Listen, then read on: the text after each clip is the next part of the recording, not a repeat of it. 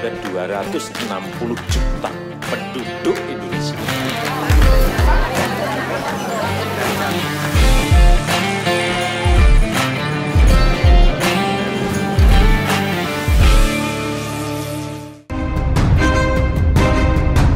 Kalian para pecinta gunung atau hiking, siapa sih yang nggak tahu Gunung Everest? Gunung ini merupakan tempat tertinggi yang paling mendekati langit, suhu dingin yang mencapai minus derajat, persediaan oksigen yang sangat terbatas, disertai juga cuaca yang sangat ekstrim. Para pendaki yang ingin menaklukkan gunung ini pasti menghasilkan korban setiap tahunnya. Di Gunung Everest tidak akan ada tim SAR yang akan mengevakuasi korban. Kira-kira kenapa ya pemirsa? Berikut alasan mengapa jasad di Gunung Everest dibiarkan atau tidak dievakuasi versi Top Files. Puncak Gunung Everest hanya 5 orang pendaki saja yang bisa menaklukkan gunung tertinggi di dalam sejarah Indonesia. Kita ambil satu kasusnya saja ya pemirsa. 2 mahasiswi Universitas Katolik Parahyangan yang bernama Francisca Dimitri Ingkirawang dan Dwi Lestari, mereka berhasil menaklukkan gunung tertinggi di dunia itu. Mereka memberikan pernyataan bahwa mereka juga melihat jasad abadi akibat ingin menaklukkan gunung tertinggi ini. Mengapa tidak ada tim SAR yang mengevakuasi jasad? Karena biaya tim SAR ke sana sama dengan biaya persiapan naik Gunung Everest, senilai 1 miliar. Bisa dibayangin gak sih pemirsa berapa banyak biaya yang harus dikeluarkan untuk mengangkut semua jasad yang ada di sana? Banyaknya faktor penyebab kematian di gunung tertinggi ini, maka setiap individu harus menyiapkan segala sesuatu dengan sangat maksimal, baik fisik maupun peralatan dan juga mental.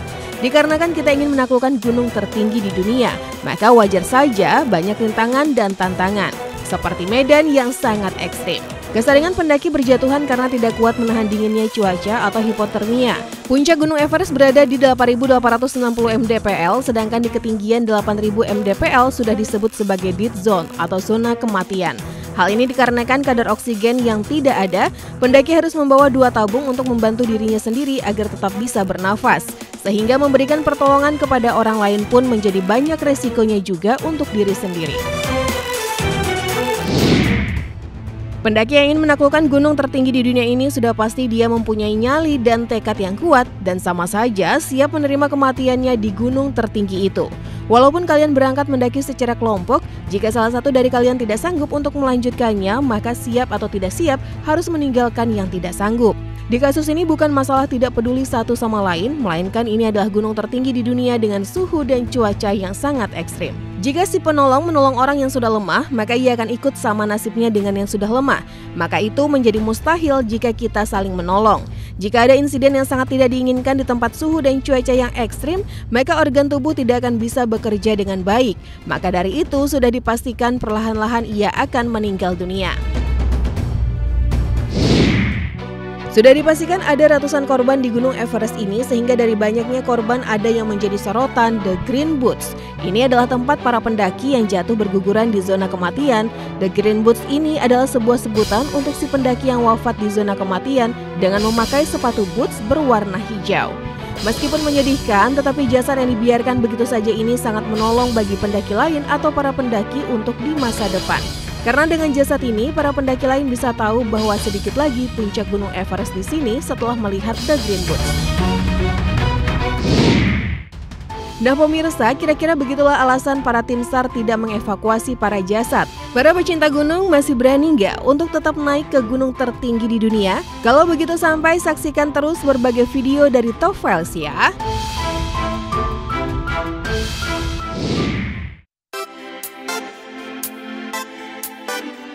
Siapa nih yang suka jalan-jalan ke alam, baik itu hutan ataupun pantai? Nah, tidak jarang juga orang yang berlibur akan menginap di lokasinya langsung dengan membangun tenda dan menikmati indahnya alam.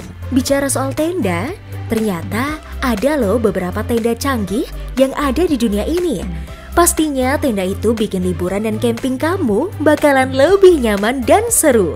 Berikut ini tenda camping paling canggih yang ada di dunia. Pertama ada Quechua Arpenas Family 5.2. Tenda ini bisa dibilang luas dan dapat mengakomodasi hingga 5 orang loh pemirsa. Tenda yang memiliki ukuran total 5 meter persegi ini memiliki 2 bagian yang berbeda ukuran. Pada bagian pintu dilengkapi kelambu untuk mencegah nyamuk masuk. Tenda ini juga memiliki 2 jendela pada sisinya, serta terdapat kantong-kantong untuk menyimpan barang-barang kecil. Tenda yang memiliki berat 16 kg ini memiliki sistem tahan panas, tahan air, dan mampu menahan angin berkecepatan 50 km per jam. Jika berminat, harga tenda ini dapat dibeli sekitar 3 juta rupiah. Kedua, ada iCamper Skycamp. Tenda yang hanya butuh waktu 60 detik untuk mendirikannya ini bisa digunakan untuk 2 orang dewasa dan 2 anak-anak.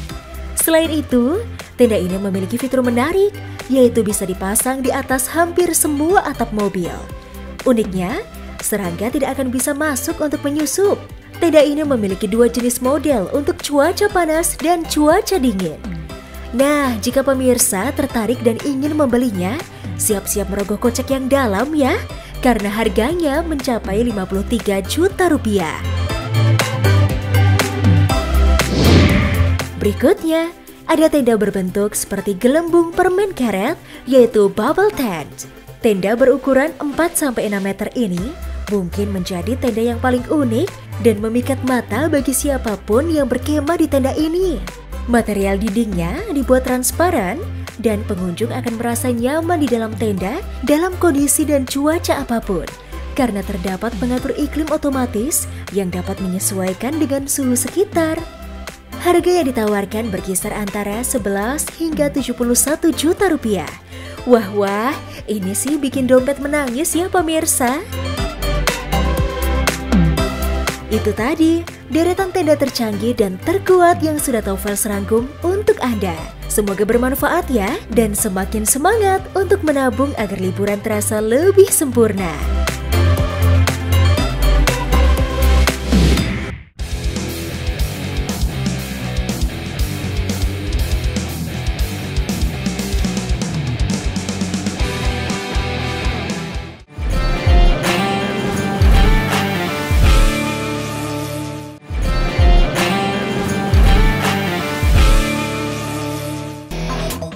Mendengar kata Shaolin, pasti yang terlintas di kepala kita adalah para biksu dengan kepala botak dan ahli dalam kungfu ya. Banyak film-film yang menggambarkan kehebatan kungfu pada pendekar Shaolin ini. Namun nyatanya, para kungfu Shaolin ini memang kehebatannya patut diacungi jempol pemirsa. Banyak teknik yang sulit dilakukan orang awam karena untuk menguasainya, para biksu Shaolin harus melewati latihan yang keras. Taufels telah merangkum deretan teknik latihan kungfu Shaolin untuk Anda. Ringing around tree, sebuah teknik memeluk pohon atau dikenal dengan Bao Shugong. Para murid-murid Shaolin memperkuat tubuh mereka dengan cara yang tidak biasa, yaitu memeluk pohon besar sekuat-kuatnya, lalu menggoyang-goyangkan pohon sampai beberapa daunnya jatuh. Para murid akan belajar secara bertahap dari pohon yang kecil hingga berukuran lumayan besar, hingga pada akhirnya mereka juga akan bisa mencabut pohon sampai ke akarnya.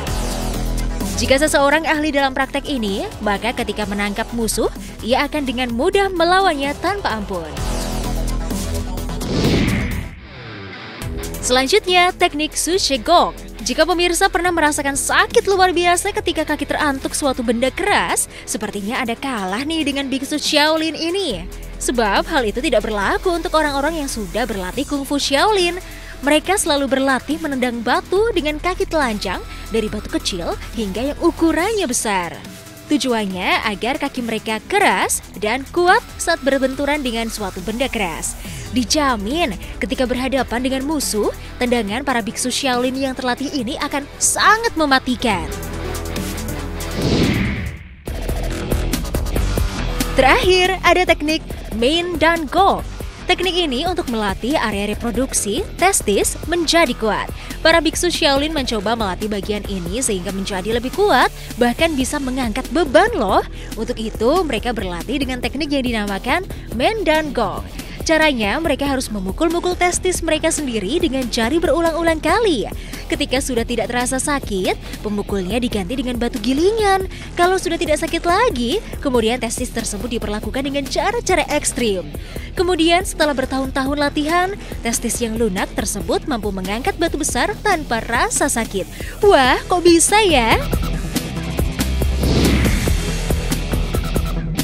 Itulah pemirsa, deretan teknik latihan kungfu para biksu Shaolin yang bikin ngilu para orang awam.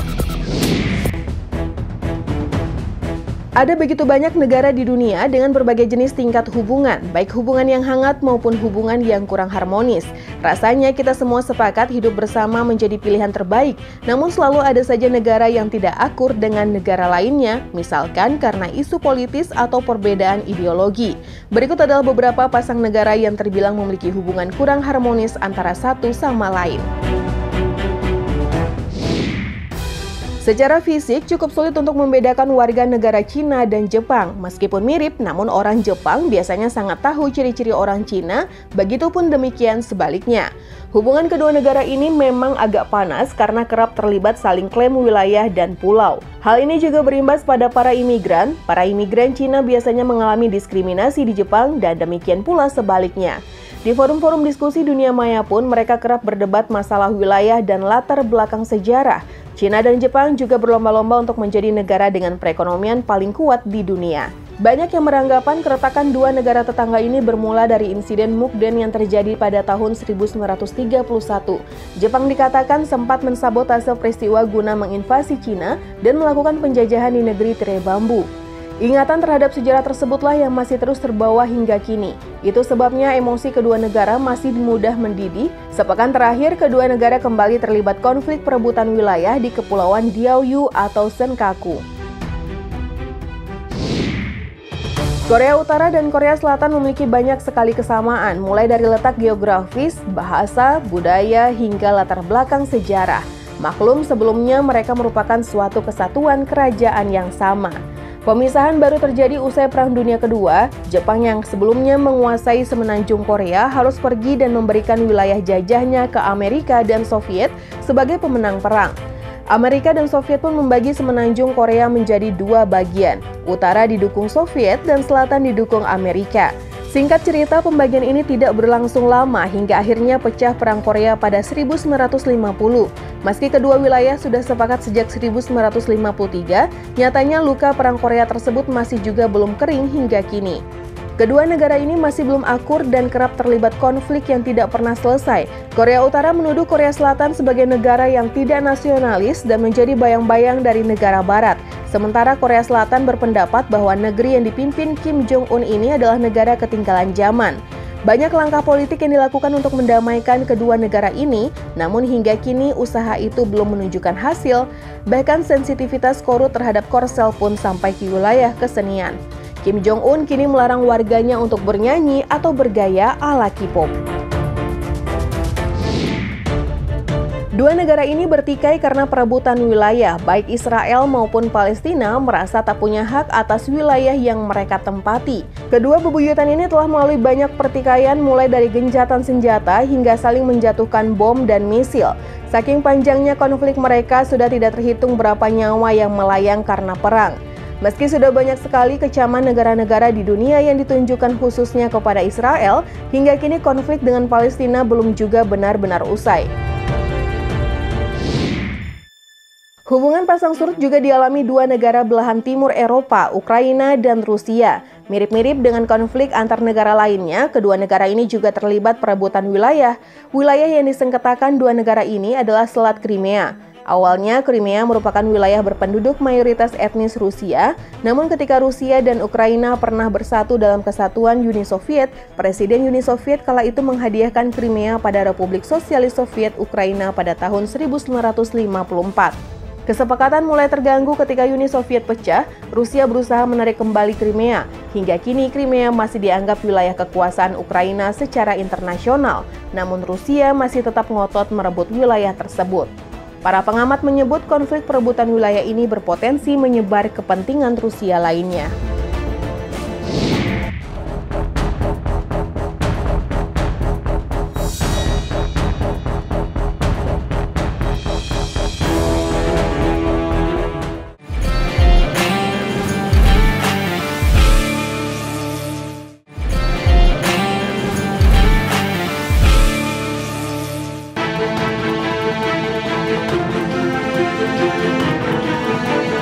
Pesawat merupakan salah satu moda transportasi yang paling diminati untuk menempuh perjalanan jarak jauh.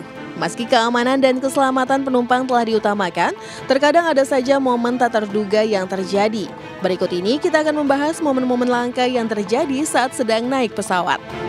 Kejadian lucu sekaligus menegangkan terjadi saat salah seorang penumpang bernama Tom sedang merekam bagian roda pesawat saat hendak lepas landas. Tak diduga ban pesawat tiba-tiba lepas, Tom yang awalnya sedang santai tentu saja langsung panik. Beruntungnya sang pilot cepat menyadari bahwa pesawatnya bermasalah dan langsung memutar arah untuk melakukan pendaratan darurat di Montreal Trudeau International Airport, Kanada. Sebuah pesawat Cessna 200XB yang mengangkut 8 penumpang dan 1 pilot harus melakukan pendaratan darurat di wilayah Kalaupapa, Hawaii. Pesawat yang dipiloti oleh Kapten Clyde Kawasaki tersebut kehilangan tenaga mesinnya beberapa menit setelah lepas landas.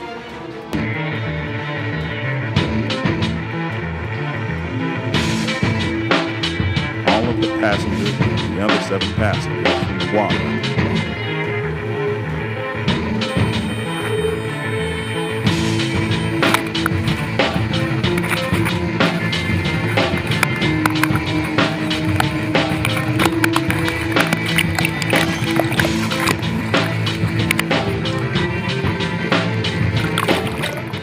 Insiden yang terjadi pada Desember 2013 ini menyebabkan 4 orang terluka berat dan 5 orang lainnya terluka ringan. Beruntung bantuan segera datang untuk menyelamatkan semua penumpang dan awak kapal. Penumpang pesawat British Airways berhasil merekam kejadian langka. Ia merekam pesawat Air Canada Rouge terbang saat dekat dengan pesawat yang ditumpanginya. Belum diketahui pasti kenapa pesawat ini bisa terbang begitu berdekatan, padahal pesawat komersial yang terbang di bawah ketinggian 29.000 kaki harus menjaga jarak vertikal sejauh 1.000 kaki dengan pesawat lainnya. Hal ini untuk menghindari pesawat mengalami weak turbulensi atau gangguan atmosfer setelah melewati jalur yang sama dan pada ketinggian yang sama dengan pesawat lainnya. Pada 26 Februari 2018, seorang penumpang pesawat Southwest Airlines yang terbang menuju Los Angeles merekam sebuah kejadian menegangkan. Penumpang bernama Coolbain melihat mesin sebelah kanan pesawat mengeluarkan api yang membara setelah terdengar suara ledakan. Hal ini tentu saja membuat ia dan penumpang lainnya sangat panik. Penumpang segera memanggil pramugari dan menjelaskan apa yang terjadi. Sang pilot langsung menghubungi petugas lalu lintas udara untuk memutar balik dan mendarat darurat. Penanganan yang cepat membuat tidak adanya korban jiwa dalam insiden menegangkan ini. Kejadian ini pun sempat rekam dari darat karena kencangnya suara ledakan yang ditimbulkan. Nah pemirsa, itulah tadi beberapa momen langka sekaligus menegangkan yang pernah terjadi saat sedang naik pesawat. Wah, semoga kita semua selalu diberi keselamatan ya.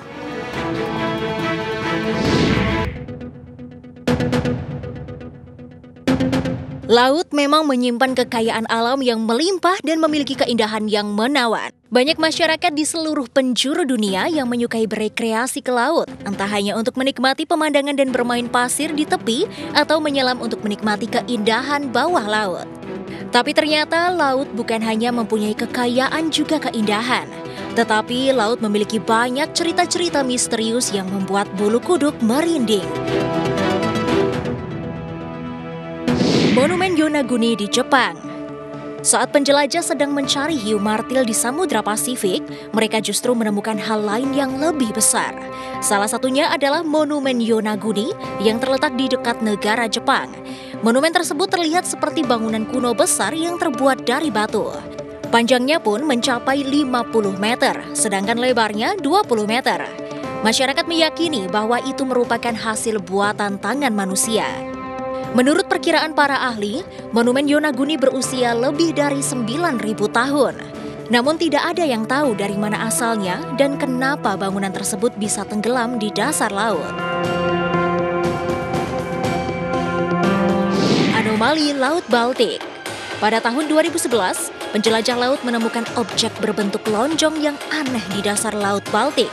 Objek yang ada di kedalaman 91,4 meter itu dipindai menggunakan cahaya sonar. Hasilnya pun cukup mengejutkan. Penjelajah mendapatkan bentuk aneh yang sama sekali tidak terlihat natural. Teori-teori konspirasi pun mulai bermunculan. Ada yang berpendapat bahwa itu merupakan jejak alien yang mendarat di bumi. Ada pula yang mengatakan bahwa objek tersebut bisa jadi merupakan teknologi perang rahasia. Devil Sea, pusaran laut yang mematikan. Devil Sea atau Dragon Triangle merupakan Mano Umi, sebuah area lautan di Samudra Pasifik yang berdekatan dengan bagian selatan Jepang. Area ini termasuk ke dalam 12 pusaran laut terbesar di dunia bersama dengan segitiga Bermuda. Pusarannya sangat besar dan mematikan. Selama berabad-abad sudah tak terhitung berapa banyak nelayan yang menjadi korbannya. Siapapun yang masuk ke dalam Devil Sea akan menghilang tanpa jejak. Tak hanya itu, area tersebut juga sering menarik pesawat ke dalamnya. Tercatat bahwa 20 kapal selam dan kapal besar lain hilang di sana selama Perang Dunia Kedua. Sungai misterius di dasar laut. Pada tahun 2017, masyarakat sempat dihebohkan dengan penemuan sungai di dasar laut Meksiko. Bahkan masyarakat di sana menamakannya Cenote Angelita yang memiliki arti bidadari kecil. Layaknya sungai yang seperti biasanya, Cenote Angelita memiliki berbagai pohon dan tumbuhan yang terdapat di pinggirannya. Arusnya pun mengalir dengan normal, namun terdapat air tawar dan air asin di area yang berbeda. Bahkan anomali ini sangat sulit dijelaskan. Peneliti belum memiliki jawaban kenapa bisa terdapat sungai di dalam laut. Pemirsa, itulah tadi beberapa misteri dalam lautan yang bikin kita merinding. Banyak kejadian yang terjadi, bahkan ada kejadian yang belum bisa terpecahkan.